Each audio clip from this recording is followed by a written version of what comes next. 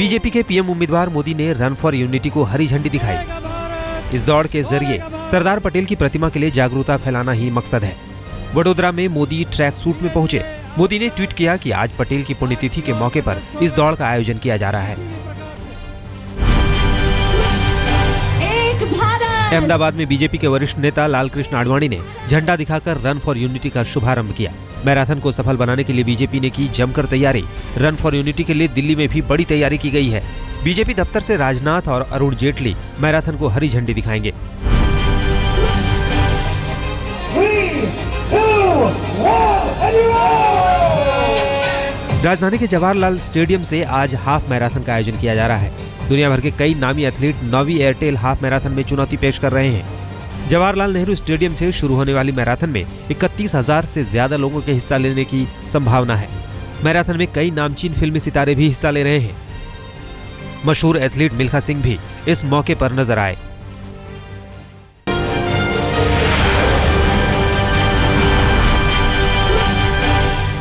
दिल्ली में सरकार बनने की कवायद एक कदम और पीछे चलती नजर आ रही है।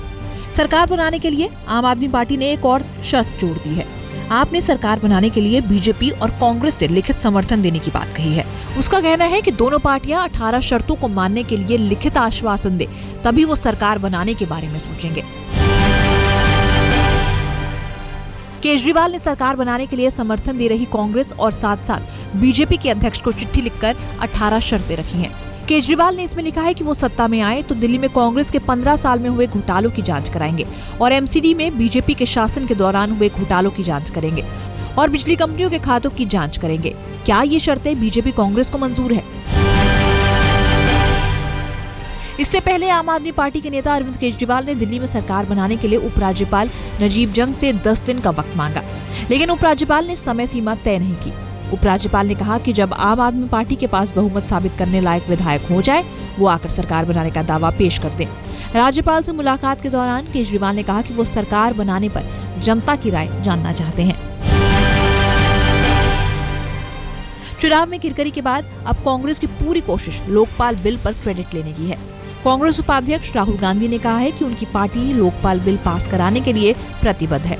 राहुल ने दिल्ली में प्रेस कॉन्फ्रेंस कर कहा है कि कांग्रेस देश से करप्शन खत्म करना चाहती है।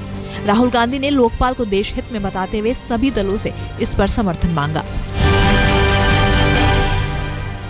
लोकपाल पर प्रमुख विपक्षी दल बीजेपी ने कांग्रेस का समर्थन किया है। कांग्रेस की प्रेस कॉन्फ्रेंस के बाद बीजेपी नेता अरुण जेटली ने कहा कि उनकी पार्टी लोकपाल का समर्थन करती है और इस बिल को पास कराने में सहयोग देगी। उन्होंने कहा कि भले ही संसद में शोर शराबा और व्यवधान हो, लेकिन बावजूद इसके बीजेपी चाहेगी कि ये बिल संसद में पास हो। सीबीआई को लोकपाल के अंदर लाए जाने पर रालीगढ़ सिंधी में अनशन पर बैठे अन्ना हजारे ने खुशी जताई है। अन्ना ने मांग की है कि मौजूदा बिल में पीएम को भी दायरे में लाना चाहिए।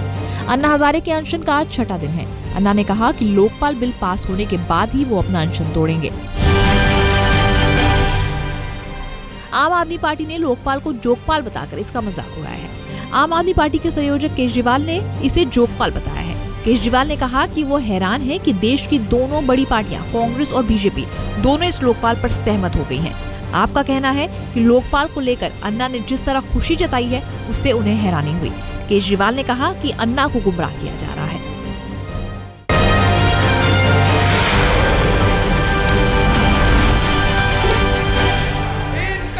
दिल्ली विधानसभा चुनावों में भारी सफलता मिलने के बाद अब आम आदमी पार्टी ने आने वाले लोकसभा चुनावों के जरिए यूपी में अपनी पैठ बनाने की तैयारी शुरू कर दी है।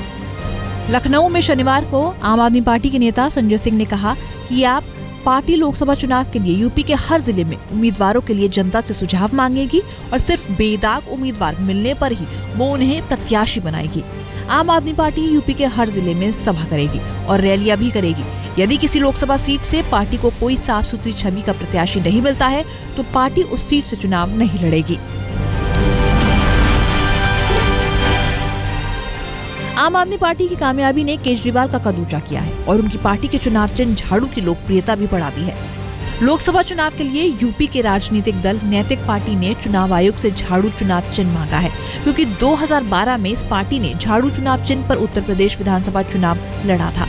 पार्टी का कहना है कि लोकसभा चुनाव में आम आदमी पार्टी और उनकी पार्टी दोनों अनरजिस्टर्ड है, लिहाजा पहले इस चुनाव चिन्ह पर लड़ने के चलते इस पर पहला हक नैतिक पार्टी का है और अगर चुनाव आयोग ने उन्हें झाड़ू चुनाव चिन्ह नहीं दिया तो वो अदालत का दरवाजा खटखटाएंगे। बीजेपी के प्रधानमंत्री पद के दावेदार नरेंद्र मोदी की 12 दिसंबर को मुंबई में रैली होने वाली है। मोदी की सभा में भीड़ जुटाने के लिए पहले से ही प्रचार रैलियां निकल रही हैं। बीजेपी के कार्यकर्ता ही नहीं, तमाम नेता रैली की तैयारी में जुटे हैं। मुंबई के बांद्रा कुर्ला कॉम्प्लेक्स के MMRDA ग्राउंड में रैली का आयोजन होना है। लोगों को लाने के लिए 4000 बसों का इंतजाम किया गया है। कार्यकर्ताओं के लिए 22 ट्रेनों में बुकिंग हो रही है। डॉक्टर, वकील और VIP लोगों सहित 40,000 लोगों को न्योता भेजा गया है। आप नेता कुमार विश्वास के बड़े भाई डॉक्टर विकास शर्मा इन दिनों आरोपों के घेरे में हैं। मामला उत्तर प्रदेश के बुलंदशहर का है। यहाँ की कलेक्ट्रेट में छात्र नेता हड़ताल पर बैठे हैं। उनका सीधा आरोप है कि डॉक्टर विकास शर्मा ने गड़बड़ी कर एक छात्र को प्रवेश दे दिया है। मेरिट के आधार पर जिन छात्रों के 60% से कम नंबर थे उन्हें दाखिला नहीं दिया गया, लेकिन हाल में छात्र संघ के अध्यक्ष बने ABVP के कुंवरपाल के 52% अंक होने के बावजूद BA में दाखिला लिया गया। आरोप है कि ये सब किया एडमिशन प्रभारी डॉक्टर विकास शर्मा ने।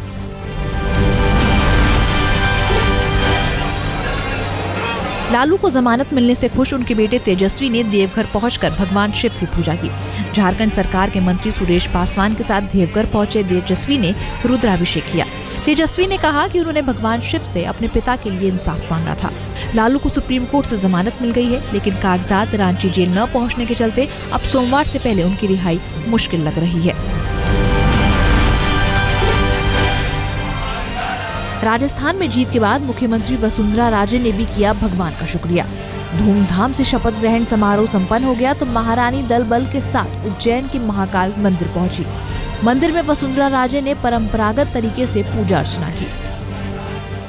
जम्मू कश्मीर में लगातार बढ़ते बिजली के घाटे से उभरने के लिए बिजली चोरों पर नकेल कसी जा रही है, लेकिन कार्रवाई की पोल खुली तो पता चला कि नेशनल कॉन्फ्रेंस के श्रीनगर स्थित मुख्यालय नवाय सूब बिल्डिंग समेत करीब 150 हाई प्रोफाइल लोगों के पास 10 लाख रुपए बकाया है। बिजली विभाग ने 2 हफ्तों में बिजली का कनेक्शन काटने का नोटिस दिया है। कप्तान सुनील जेम्स अब तक टोगो की जेल में है और मुंबई में परिवार बेटे विवान के अंत्य विधि कराने के लिए परिवार उनका इंतजार कर रहा है। 12 दिन हो गए विवान की मौत को, लेकिन अब तक सुनील टोगो से वापस नहीं आए। मुंबई में मरीन ड्राइव पर लोगों ने कप्तान सुनील की वापसी के लिए शांति मार्च निकाला। कप्तान सुनील के परिवार के साथ अब पूरे देश की संवेदना जुड़ने लगी है। जयपुर में भी लोगों ने शांति मार्च निकाला और सरकार से मांग रखी कि वो सुनील की वापसी के लिए कोशिश करें। कतर में काम करने गए एक शख्स की मौत पर परिवार के लोग शक जता रहे हैं। जितेंद्र सिंह खालसा जो 11 सितंबर को नौकरी करने 3 महीने के लिए कतर गए थे, लेकिन 26 नवंबर को उनकी मौत की खबर परिवार को मिली तो पूरा परिवार सदमे में आ गया। मौत की वजह बताई गई हार्ट अटैक, वो भी एयरपोर्ट पर। परिवार के मुताबिक वो तो 10 दिसंबर को आने वाले थे, तो 26 नवंबर को एयरपोर्ट पर क्यों जाते। जितेंद्र के साथ काम करने वाले एक व्यक्ति ने बताया कि उनकी मौत साइट पर हुई थी। परिवार वालों ने शव लेने से इंकार कर दिया है और जांच की मांग की है। अफ्रीका के खिलाफ टेस्ट सीरीज से पहले शनिवार को टीम इंडिया ने 1 घंटा आउटडोर प्रैक्टिस की। बारिश की वजह से इकलौता प्रैक्टिस मैच नहीं हो पाया था। 0-2 से वनडे सीरीज हारने के बाद टीम इंडिया की नजरें टेस्ट सीरीज पर हैं। 2 टेस्ट की सीरीज में 18 तारीख से जोहानिसबर्ग में पहला मैच खेला जाएगा। जूनियर हॉकी वर्ल्ड कप में पाकिस्तान ने भारत को हरा दिया। पेनल्टी शूटआउट में पाकिस्तान ने 4-2 से जीत दर्ज की। वर्ल्ड कप में भारतीय टीम 10वें पायदान पर रही।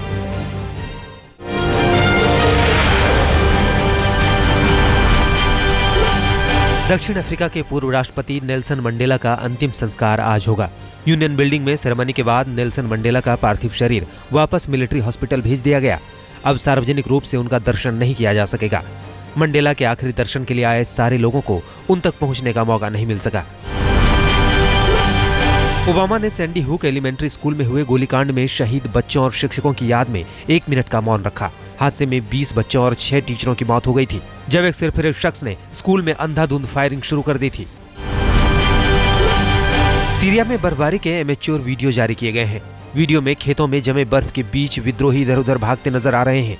मौसम विभाग के मुताबिक बर्फीला तूफान अभी जारी रहेगा।